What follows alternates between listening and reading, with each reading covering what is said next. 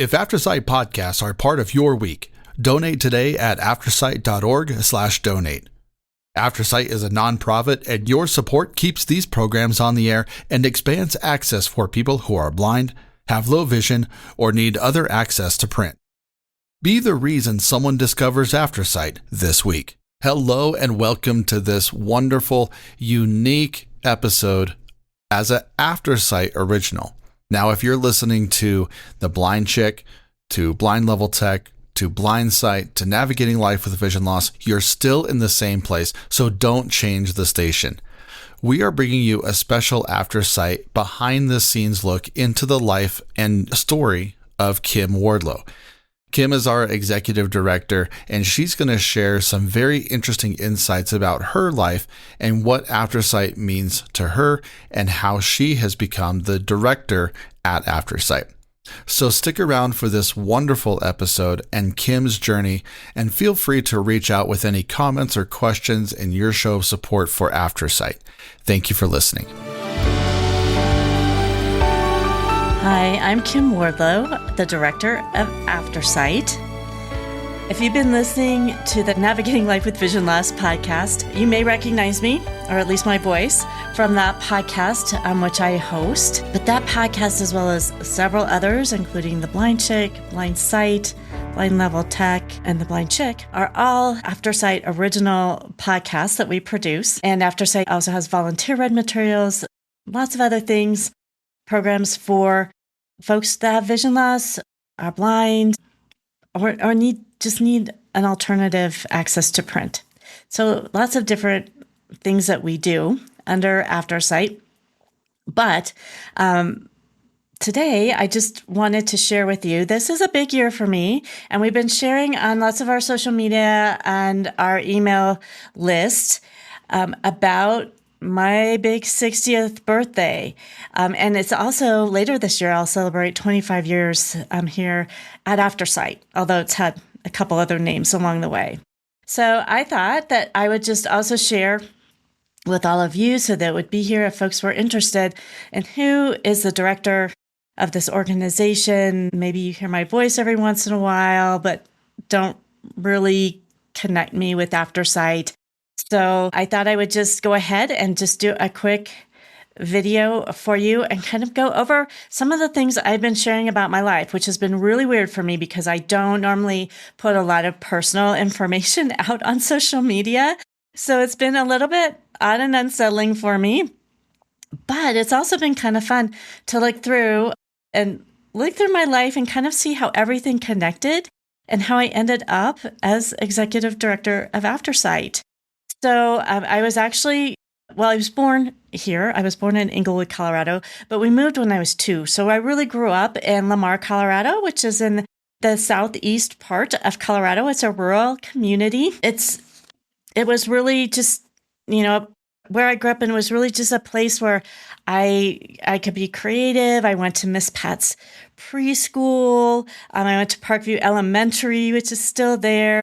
And of course, I grew up in the generations, some of the first kids to grow up with Sesame Street, Mr. Rogers' Neighborhood, the Electric Company, all of those things on what's now Rocky Mountain PBS. And I just loved to be creative. I was painting and drawing and making things and pretending. And I really wanted to learn how to cook. And you couldn't join 4-H until you were 8 years old. And so as soon as I could, I joined 4-H. And that was what I first did, was cooking, their beginner cooking course. And when I would make things, like the first year I made my great aunt's oatmeal chocolate chip cookie recipe for the fair, for both the county and the state fair, ultimately. And as I would go through and I would pretend I was on PBS doing a cooking show.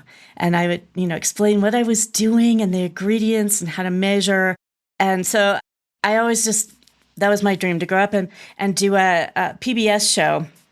I don't do that, but I actually do the Navigating Life with Vision Loss podcast. So not quite the same, but along the same lines. Who would have known? I would not have known at 8 years old that I would be doing that. So sometimes things kind of come full circle.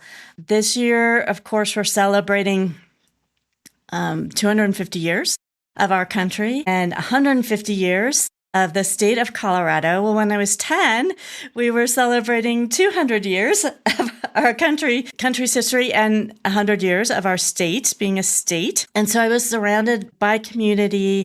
I was, learning all about how working together and working with each other is really beneficial. And so that was kind of the first decade of my life, I guess, just kind of learning those things from 0 to 10. And then as I progressed, actually that year when I was 10, I was in the Creative Cooks contest, and which is through 4-H, and you had to do like a table setting and you had to create a menu. And at the competition, you had like your little card table with your table setting and your centerpiece and explained your whole menu. And you had to serve the judge one item from your menu. And I actually made a chocolate cake from scratch and decorated it so it looked kind of like a drum. So, for the bicentennial kind of feel. You would be surprised how nutritious a chocolate cake with buttercream icing can be, because I sold that. And this is before we were putting, wheat flour and extra nutrients, sneaking things in to make things that weren't really nutritious, trying to help them be a little bit more nutritious. This is way before any of that. So this was just a straight up chocolate cake from scratch with all the flour and sugar and chocolate in it. But I did talk about B vitamins and like all sorts of protein from the eggs, like all sorts of things. So I was doing that. I also did junior leadership. I'm kind of looking at some of the emails and the photos that I have here. Junior leadership in 4-H, and some mentored kids as I got older who were at the beginning of the cooking program. That's what I mentored kids in. Both my parents at one point were teachers. My mom, not after I was born, but my dad was still was teaching at the junior college there when I was really young. And then he started to work for the Southeastern Diversified Industries, which I think it has a slightly different name now, but works with individuals with the developmental disabilities. And so I kind of grew up with that nonprofit sort of vibe, and I would visit him at his work, and he introduced me, to what they were doing. And I really learned some of his coworkers' kids were afraid of the people who were, the consumers, the clients there. And there was no need.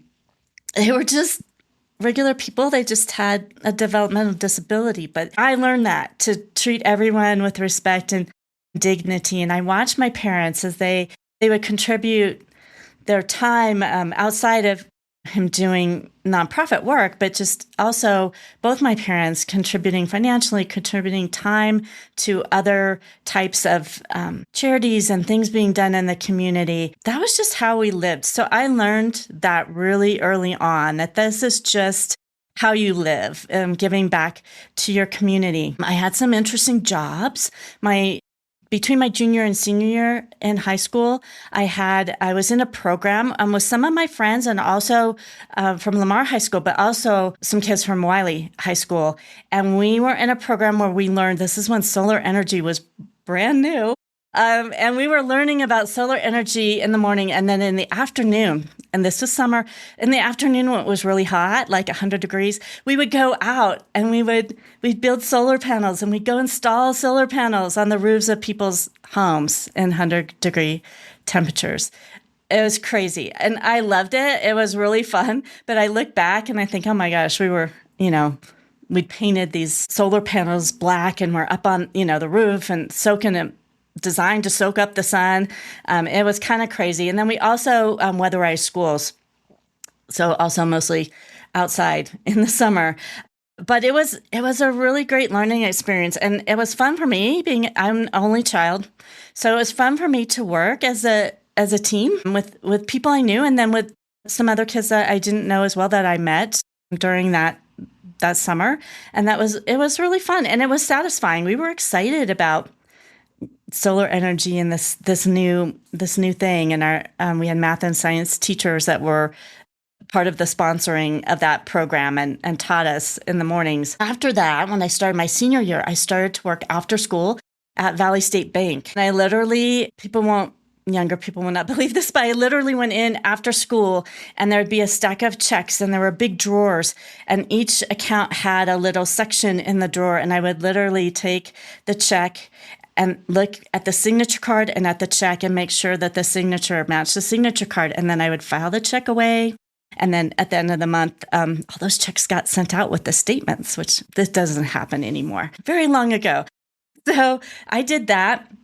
And I did that job clear through college when I was on summer breaks and holiday breaks. So that was, and it just felt so grown up, like working at the bank.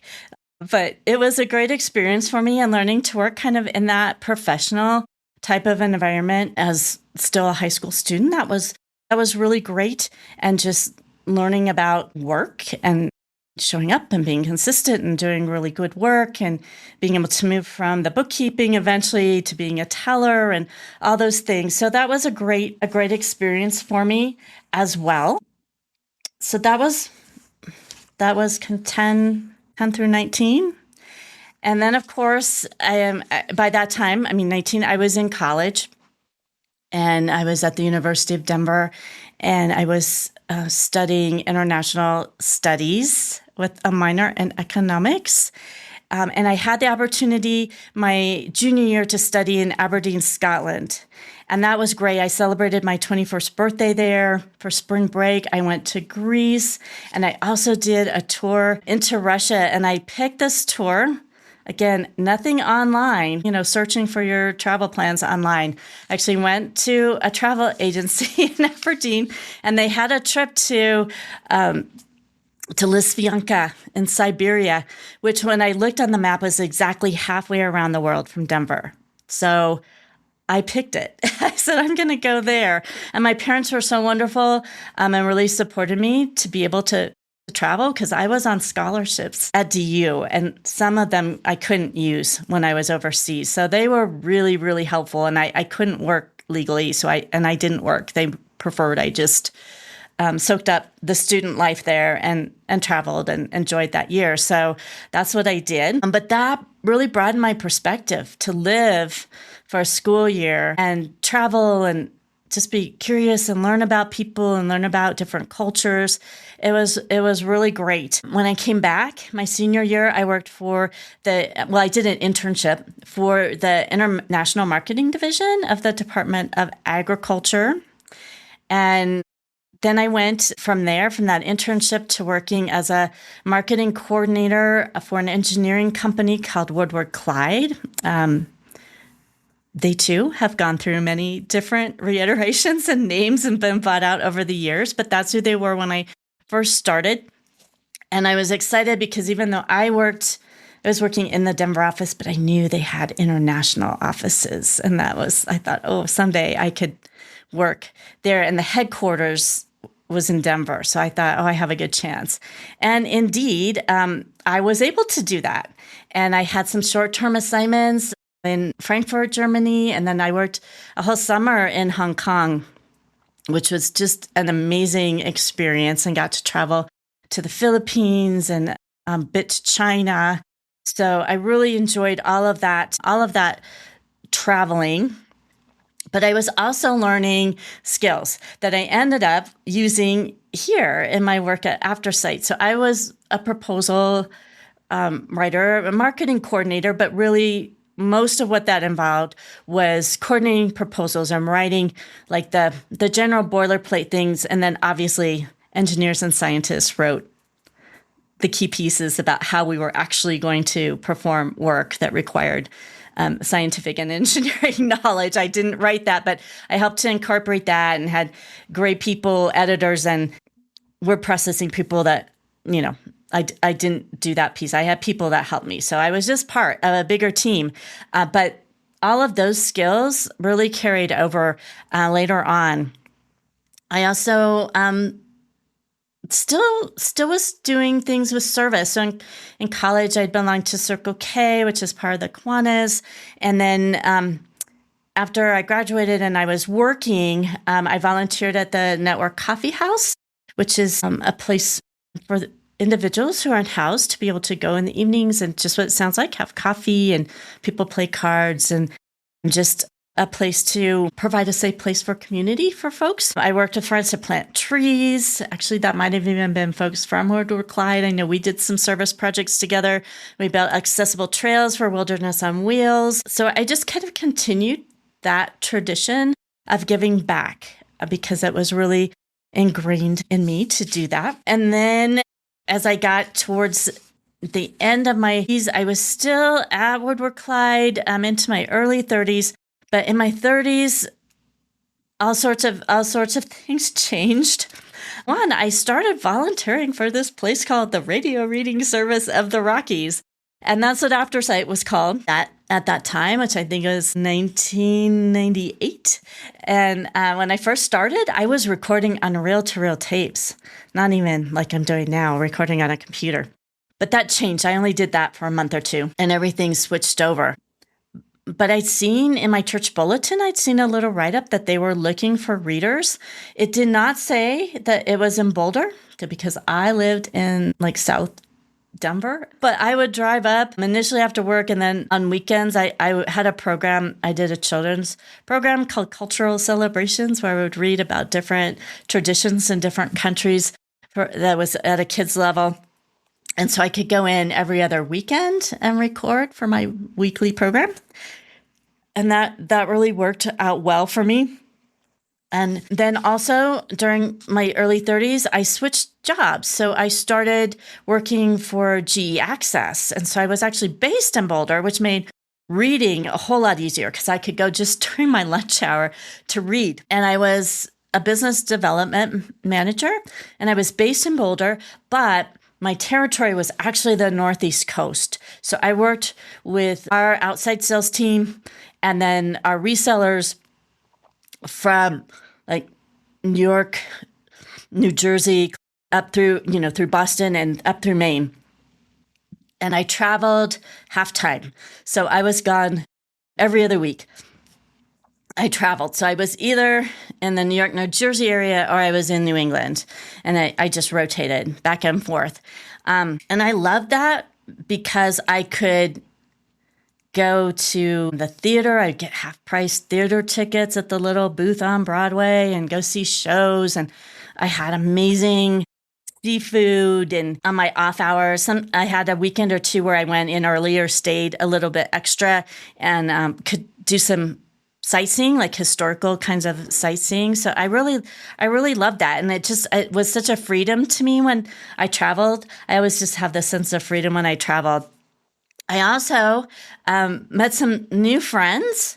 And my friend Colleen, she was a wonderful gatherer of people.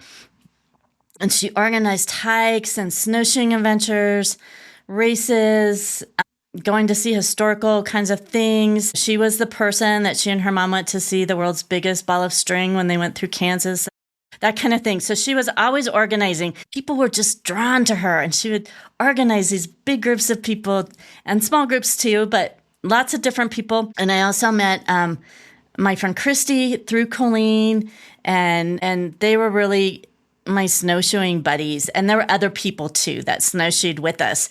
But we did a lot of snowshoeing, and we did actually snowshoeing races even. I am not fast and not super athletic, so I never won a race, but it was just fun doing them.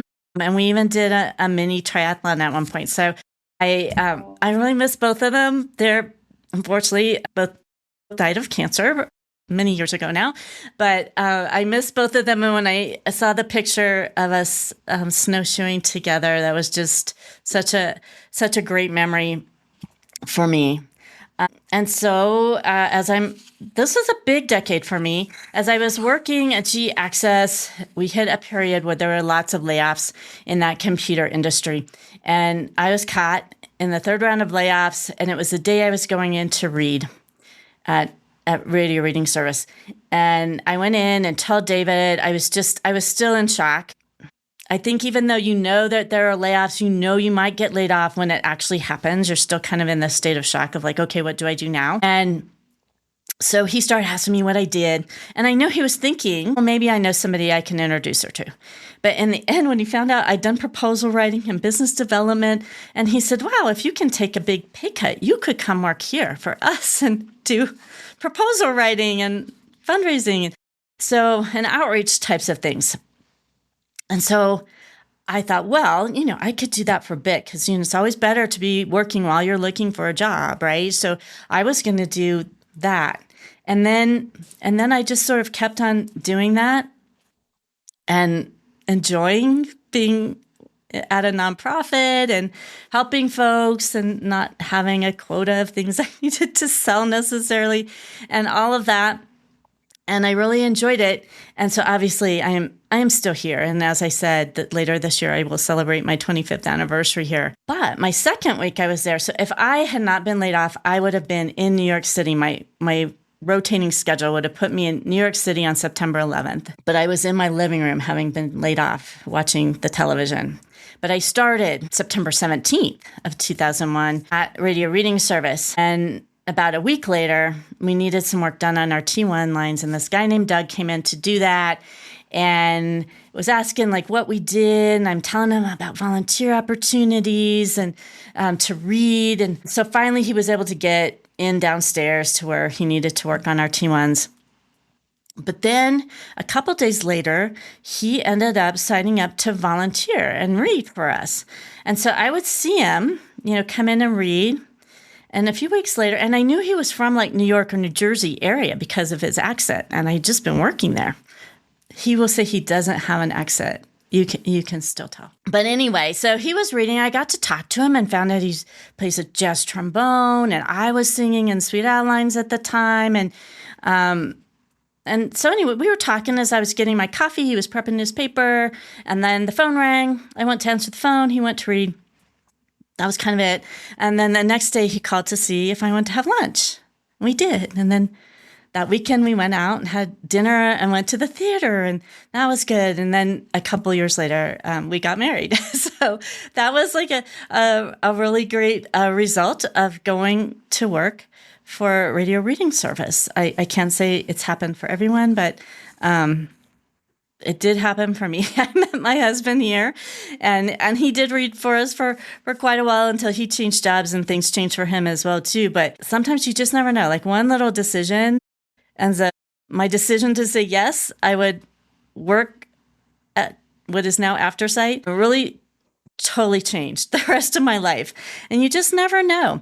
And the really funny thing I found is when I think it was maybe even when I first volunteered. It might have been when I first started working for RSR, but I think it was when I first volunteered. I told my parents what I was doing. I was reading for the blind. And my dad said, "Oh, well, did you know your great, I think it was 3 greats, grandparents taught at the School for the Blind in London?" I'm like, "No, nobody ever mentioned that. I had no idea." And he's like, "Well, maybe it's just in your blood. Maybe that's just something you were meant to do." So maybe he was right, because I am still here.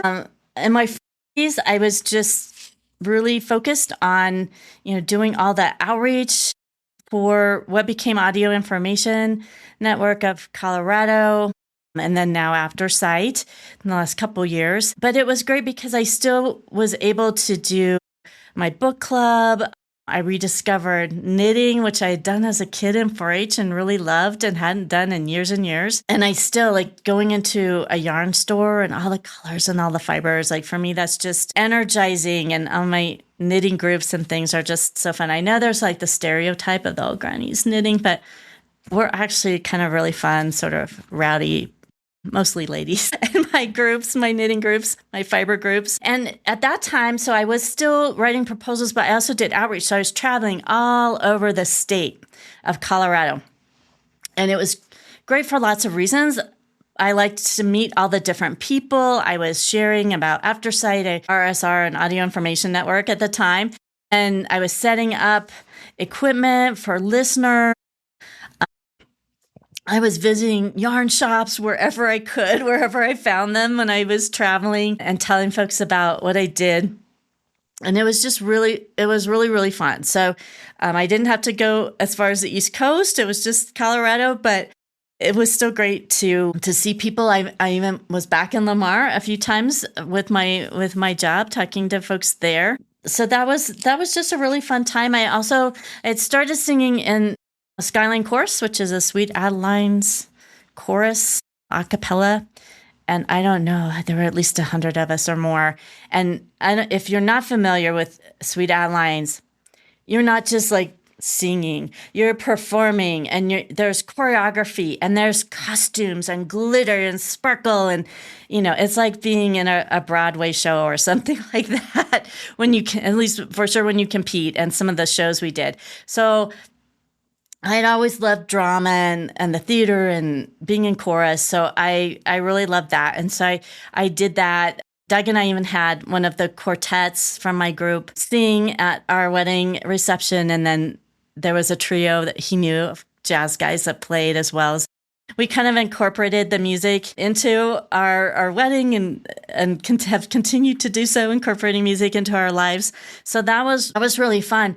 And one of our coaches, her husband, Carl, got to talking to me one time in a competition about what we did. And he actually came and volunteered for us for many, many years.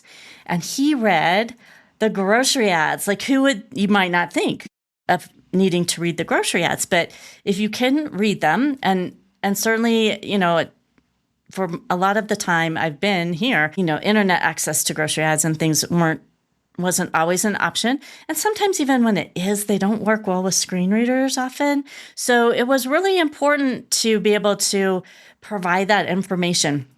And Carl has this big, deep voice. And he was so wonderful. And if he went on vacation, we would get so many calls asking if, what happened to Carl and was he coming back?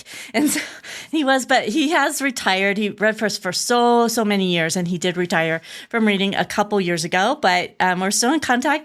We just exchanged emails a couple of months ago. So he's still doing well, but all of those folks, all of our volunteers over the years are just great. We currently have, I think, around 130-ish volunteer readers, and we have volunteers that serve as sighted guides on our fall hike and other, types of volunteer opportunities. So I guess just a shout out over all these many years to all the volunteers we've had, because they've just been so important to us. And, and most of them, we didn't marry, but they were still great. We still have all of them.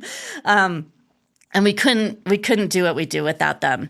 So that was really great. And we still have readers reading newspapers, magazines, grocery ads, but we're doing a lot more now. In addition to that, we have, as I mentioned, Navigating Life with Vision Loss, The Blind Chick, Blind Sight, and Blind Level Tech as original podcasts that we produce, but all related to blindness and vision loss. Blind Sight is mental health. That one might not be as easy to understand. The Blind Chick is just fun. Our development director, she is blind herself, and she interviews folks who are blind and low vision really throughout the world. And just, they talk about all the cool things they're doing, the difficult transitions that they've had, all those sorts of things. So that's super interesting.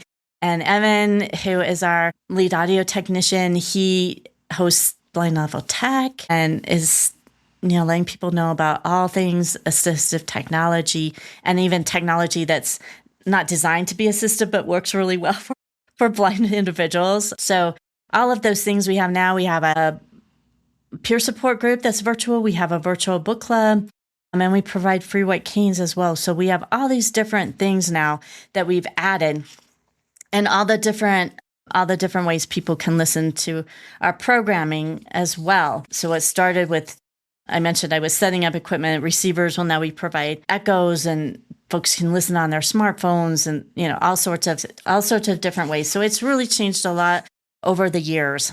So in this decade that I am just finishing up, my 50s, just about to be 60, I really feel like it's been defined, one, by leadership. I became the executive director early on in my 50s of what is now Aftersight. And there were a lot of changes. So we changed our name, obviously, from Audio Information Network of Colorado to Aftersight. Last year, we changed our location. We moved from Boulder to Louisville. We've just been loving being here in Louisville. So that's been great.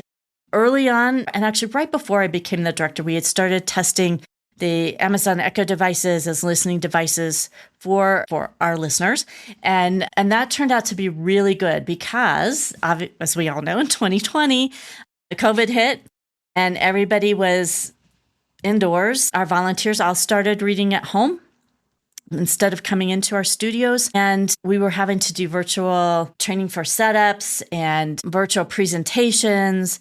But we had folks that had been hesitant to use like an Echo or the internet, technology that made that leap during COVID because it was so isolating and it really gave them connection to the outside community, not only through our programming, but just being able to, audibly call a relative. Or we had one listener that was playing, he was playing a game with his cousin that would call, and instead of just chatting for 5 minutes, they would play a game using the Echo, and that was great. So we had all kinds of stories like that. We formed a program advisory council, which is really how our originals came to be, from saying, what do you need?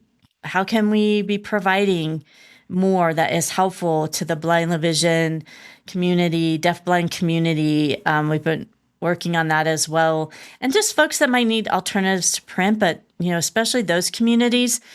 And what if it didn't have to be a publication? And so that's how Navigating Life with Vision Loss started, and Blindsight spun off from that because mental health was our first topic. So that's been a big change. Sometimes with all those changes, and I had never, as I've been telling you the history of my life, you may have noticed, I had never been a director or a manager of people before. So it was a big step for me. And some days with, change after change after change, it just felt like I was climbing like 114 or after. Last summer, we were here outside. Most of it, we had ice cream outside. The Sweet Cow truck came and we had ice cream outside and did tours of our new offices and studio. And we had volunteers and listeners and board members, staff, obviously. So lots of folks from the community. We had listeners who are blind, who are low vision, who are deafblind, who maybe they're participating in one of, either a book club or a peer support group. We had folks that got white canes. Like some people used one service, other people used everything. We had people who'd been on our hikes that we've done. I think this year's going to be, I want to say, our 5th year of hikes coming up this fall in September. And as I stood there and looked around at all these people, there's just so much hope and good feelings, and like, wow, we are able to do all these things together and live independently and get our information and do what we need to do. And we're all helping and supporting each other. So not just one way, not just volunteers to listeners, but, listeners, providing information and help and things too. So really, a two-way street, or, multi-way, if you're looking at all the different folks that work with us, sponsors for our events. So lots of folks came. And as I looked at that, I just thought, wow, it's all worth it. It's all worth it to see this and to see community being built in this way. And it makes everything better in our state for whole groups of people. And so that just keeps me going as we continue to have changes and funding changes and programming changes and, all the things, because that's just how life is. It's constant change. And I know as I move into this next decade, there will continue to be challenges, but I also know that I'm going to continue to meet really interesting and fascinating people, and I'm going to have meaningful moments where you just have those moments you're like, yes, this is why I do what I do.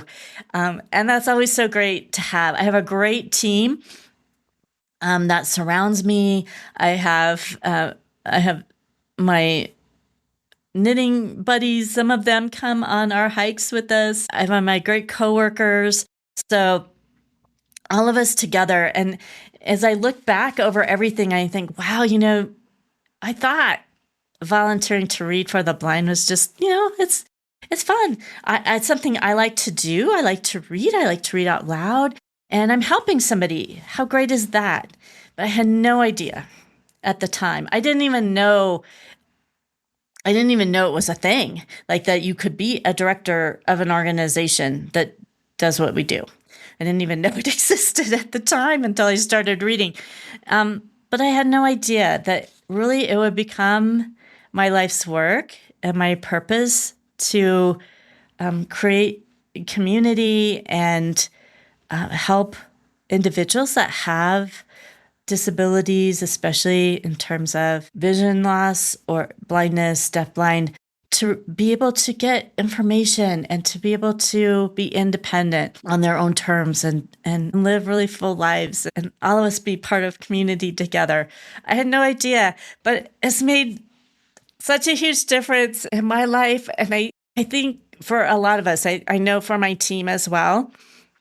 So of course, I'm the director of a nonprofit. So you really didn't think you were going to get through this video without at least one ask, right? So as part of my birthday, we've been doing a campaign to ask folks if you've been enjoying this program, if you have someone in your life, or maybe it was a grandparent or somebody you knew, a neighbor who had vision loss. Maybe they lived here and used our service. Maybe they lived in another state.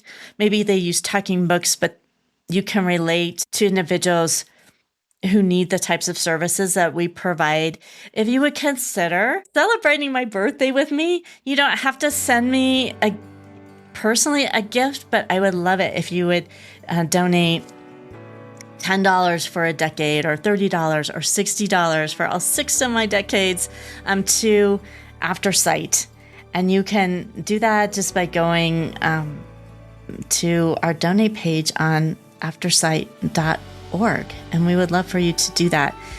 And then you will be not only be donating, but you're going to be part of this whole community that I've been describing to you that's so vibrant and exciting, and you'll be part of all the new things that we'll be doing in the next decade. So join me.